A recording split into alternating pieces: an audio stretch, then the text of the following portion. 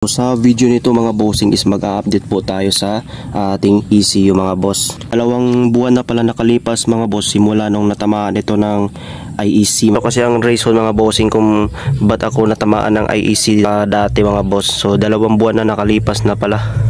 So ito kasi ang reason mga boss sa akin kung ba't ako natamaan. Kasi sa akin pag on ko sa ignition is mga 1 segundo lang ino-off ko agad. Kasi may nakalimutan akong kunin sa compartment kaya na-off ko agad yung susian kahit hindi pa natapos. So kinabukasan mga bossing pag on ko sa makina is nawawalan na ng power mga boss kapag binibitawan mo. So yun na nga, IEC na nga. So yun boss, first time po natamaan 16,000 odo. Tapos ang totoong nangyari dito mga bossing is nagtry ako ng manual. Hindi ko lang pinapakita dito sa video mga bossing. So nagtry ako ng manual mga bossing, manual IEC na pang NMAX. So 2 araw ko lang ginagamit. So kaso lang boss, yung problema sa manual IEC is tumataas yung minor, minsan bumababa. Bali hindi matansya yung tono niya mga bossing. So yun nga, nag-back to IEC ako mga boss. Tapos mga 1 month naman natamaan na naman ito ng IEC mga bossing. So yun nga, di na ako nagdalawang isip mga boss, nagpa ECU update agad ako mga bossing sa kasa mismo ng Suzuki. Yung iba, may ibang kasa naman na walang bayad mga boss, pero dito sa amin may binabayaran ako na 225 pesos. So kung ECU upgrade lang mga boss, 225 pesos. Bago mo na i-upgrade yung ECU mga bossing is i-scan pa muna nila sa diagnostic tool kung talagang may nakikita sila na error mga bossing sa kanilang diagnostic. So kapag may nakikita mga boss, pinapaayos muna nila yan mga bossing.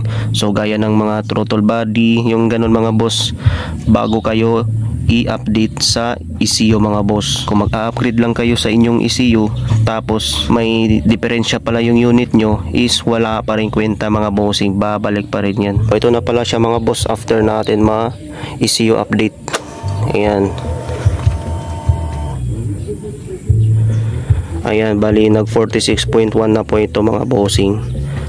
Dati naka 41.1. Yun ang kagandahan sa ECU mga bossing. Naging matipid pa siya sa gasolina mga bossing. Yun po ang kagandahan sa naka ECU update. Tapos tumino na rin ang kanyang minor mga boss. Di gaya dati na naka manual ako. Yun nga, pa-adjust ka pa kasi tataas naman yun at saka bababa yung kanyang minor. Yun nga hindi ko gusto sa manual, kaya nagbalik IEC agad ako mga bossing at pina-update ko. So ayan boss, ito na siya, tumino na po ang kanyang minor mga bossing. Nasa 4.3 na lang ang kanyang minor mga bossing pag naka center stand. So yun po ang kagandahan kapag naka ECU upgrade ka mga bossing. So far mga bossing, ito na po ang kanyang tunog ngayon mga boss. Medyo tumahimik na po ang kanyang ingay mga bossing. So malagitik kasi ito dati mga boss. So simula nung nagpa-update ako ng ECU is medyo tumahimik na po ang makina mga bossing. At saka napaano ko rin to mga bossing, napa-tune up, kaya medyo nabawas-bawasan yun po ang kanyang ingay. At saka naka throttle body na po yan bago ko pina-update sa kasa mga bossing itong ECU. So far mga bossing, di na bumabalik ang kanyang ECU. 2 buwan na po nakalipas. So ito na po siya ngayon mga bossing, di na po bumabalik. So yung nagsasabi mga bossing na ang pag-update daw ng ECU is para madali na lang daw matapos ang kanyang animation mga bossing o ang kanyang ugong. So mali po bossing. Yun nga po ang kagandahan kapag nagpa-ECU upgrade ka is tumino po ang kanyang minor. Kita mo naman mga boss, ayan, tumino na siya mga bossing, hindi na siya tumaas at saka naging 0. At saka nabawas-bawasan rin ang kanyang ingay mga boss. Itong dati na 41.1 na gas consumption ay naging 46 na po mga bossing. So ganun po, mas naging matipid pa siya kapag nagpa ECU update kayo mga boss. So para sa akin mga bossing is kapag natamaan man kayo ng IEC is wag nyo na ipamanual mga bossing, rekta nyo na sa kasa. May ibang kasa naman na libre at saka may bayad din na lang 225 pesos. Wag mong paghihinayang yung manual IEC mga bossing dahil may araw din na bumababa at saka tumataas yung kanyang minor. At saka mag-a-adjust ka pa dito mga bossing kapag bumaba yung minor dito mga boss, mag-a-adjust ka pa niyan. Pero dito sa update na ICU mga boss is hindi na kailangan mga bossing. Update na po sa kanyang system to version 1. So sa 2023 model, itong unit ko mga bossing is 2023 model. So lahat po ng 2023 model is hindi pa po yan naka-update yung ECU. Kaya nga pina-update ko kasi 2023 model pa ito mga boss.